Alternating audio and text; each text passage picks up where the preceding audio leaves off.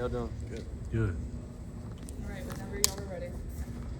Bro, what did you think of the response the defense showed this past week against ULM? It was great. We fought back from week one. Backs were against the wall, so we just got to keep going 1-0 every week. And we show what we can do last week, so we got to keep stacking. How did you react to the first week's loss and basically kind of all the drama about the defense after the first week? Yeah, I mean, we took it all upon ourselves. I mean, it's our job to go out there, play fast and physical, and play with effort. And, that's what we didn't do. So we had to get it corrected, and I think last week we did a great job of correcting it. And like I said, it's just got to keep going. Have you seen this week already, sustain maybe what you learned last week? Yeah, great intensity today at practice, but it's got to keep stacking throughout the week, Tuesday, Wednesday, Thursday, all the way up to game day. I mean, Coach DeBoer always says the preparation never stops, and that's leading up to game day, so we're always preparing for the game. So, what was the week like between Florida State and ULM? Sort of take us behind the scenes. What was the mood like? I mean, I guess you could just say, like, intensity was higher. But, I mean, we had a great week of prep that week. We had a great week of prep last week. But, it's just sustaining it throughout the game is the big thing. So, what changed from an effort and intensity standpoint from week 1 to week 2?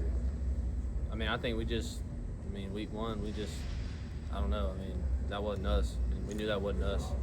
And, we know we had to go out there and fight. I mean, that's not the standard around here. Week 1's not the standard around here. So, we know what we got to do, and we're working on that every day to get better. So, what about for you? What changed between week 1 and week 2? Same intensity always. It's just, games happen. It wasn't me that game. Effort wasn't me that game. But I had to get it corrected, and I got it corrected, and I'm just going to keep stacking. I was going to ask about that. There was that clip going around with you. How did you sort of take that in? You ever poured gas on a fire like that? Okay. I mean, my phone's blowing up. I mean, I don't really care. I mean, it's part of it, but it's just fuel to the fire. So at the end of the day, that's all it is. You took it personally? Yeah, I took it personally. I mean, it's on me. I mean, coaches see it. I saw it. I mean, it's obvious. I got to take it on myself. So, how much is it better to flush Florida State, or is it better to hold on to it and have it be, to use your word, like gasoline for the rest of the year? I mean, yeah. I mean, you got to use that because that was not the standard of how we play. So you got to use that every week. I mean, we're like everybody's national championship, so we got to bring our A game every game because other opponents are going to bring their A game to us every game. So, what's your read on Wisconsin? Great football team. They're going to come out. They're going to play physical. That's it. That's the name of their game. They're going to control the ball offensively. Try to control the ball offensively. They've got a great defense. Got a great offense. They're going to play physical. They're going to come down here and try to play physical. And we got to match the intensity and play better. So that's key. Does it look different than what you saw from them last year, schematically on offense? Yeah, I mean, it's new coordinators. I mean, it's always, when coordinators change, it's usually always different. And the OC was at Kansas last year, so, you got to kind of break down some of Kansas film and some of his older stuff and even some of the first 2 games from Wisconsin this year. How challenging is it to piecemeal film together? What do you say? How challenging is it to piecemeal film together? You had to do that with Florida State, looking at coordinators from different schools, and now we're doing it again with Wisconsin. It has its challenges, but I think really the hardest part is kind of knowing like who to expect out there. Scheme is the scheme, but it's who's going to be out there. But we have a good idea just from week 1, week 2, from their first games of who's going to be out there and stuff like that. So. Wisconsin's only given up 1 touchdown. Do y'all feel any pressure as a defense to kind of match their early defensive success? I guess it's pressure. It's our job is to shut them out. So, and at the end of the day, that's the goal for us is to shut them out. So, it seems like Kane is pretty comfortable moving you around. How many different positions are you comfortable playing in this defense? I don't know, honestly. He just tells me where to go, and I say yes, sir. So that's what I do. That's really it. So when you look at the defense, where do you think the biggest improvement needs to happen out on the defense?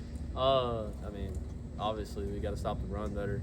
We're doing a great job stopping the pass. I think just like I said, stopping the run, stopping the power read, stopping the gap schemes, stopping the zone game, zone read, whatever it is. We got to be better in the run game, and that starts from D-line all the way up to safety support. So King said yesterday that there were things that you guys are going to have to answer for later in the season.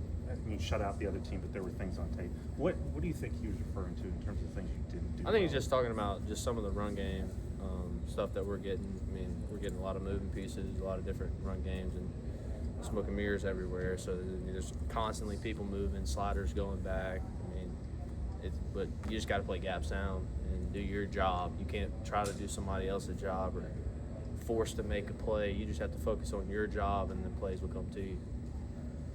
Seems like you've kind of stepped in for Tim Keenan when you guys are doing stretches and pregame as like kind of that fourth captain spot. How much have you kind of taken on more of a leadership role this year? Yeah, I mean, it's my job. I mean, I've been here 3 years now, I think. I mean, time flies, honestly. So, I mean, that's part of my role. And with TK going down, I had to step up even more. I mean, he's still out with us and still pushing us like everything, but, it's kind of like me and D-Law or the guys on the defense that are pushing each other. But, yeah, that's really it. What are your thoughts on Drinker Patrick's targeting penalty? I mean, I love the hit, but I mean, you can't lead with your head. We were all watching it when it happened, and they play the review on the screen or whatever. And as soon as they went to review, we were like, yeah, he's gone. You can, but the thing is, on field level is you can hear like the hit, so you can hear when it's helmet to helmet or just like whatever it is, just because there's a certain sound. Like even in games when you're by a pile and somebody gets hit in the head, like you can just hear like I don't know what it is, the two helmets of cracking each other. But I mean, I love how he's playing. I mean, I can't complain about that. Just got to lower his target. I mean, the guy was kind of falling down too. So, but that's a hard one. I mean, you can't really do much about that. I mean, he got caught. So. I mean, Yeah, how hard is it for a safety to be monitoring, your target zone? Things are going so it's fast. It's hard sometimes, especially when the play. I mean, it's kind of hard to explain, but I guess when his play, the receiver caught a glance ball, and I forgot. I don't even know what the play was, and he turned and was just running, and the guy cut back right into him, and I guess he was falling down at the same time, and Dre went to go freaking kill him, and I mean, it's just he was falling down. I mean, I don't know. I love it. I mean, it's part of it. I mean, he got a targeting call. He's going to miss the first half or whatever. I don't know how the rules work, but, I mean, it's hard on us, though, because, glance balls, because we're coming down so fast, and we got to see the receiver and try to see the ball, too, where the receiver's going to go. And, I mean, you got to lower our targets. I mean, that's at the end of the day, you can't go in and freaking knock his head off. But, I mean, Last two. After the effort against FSU, did it kind of mean more to see that level of intensity and physicality, even though it resulted in a negative penalty? I mean, that's the standard around here. I don't want to say knock people's heads off, but to fly around, play with tremendous effort like he did, and hit people hard and play physical. I mean, that's the standard. That's what we have to do week in, week out. So. Coach DeBoer spoke about the physicality that Wisconsin puts on tape and how they have a new quarterback and new pieces on offense. Can you just talk about what you've seen from the Wisconsin offense, scouting them through film and stuff like that, and what you guys are preparing for as a defense overall? Yeah, I mean, they do a lot. They run about every single run game you can think of. They do a lot in the pass game, so they're going to be well-rounded and doing everything. They're going to get in 11 personnel. They're going to be in 12 personnel.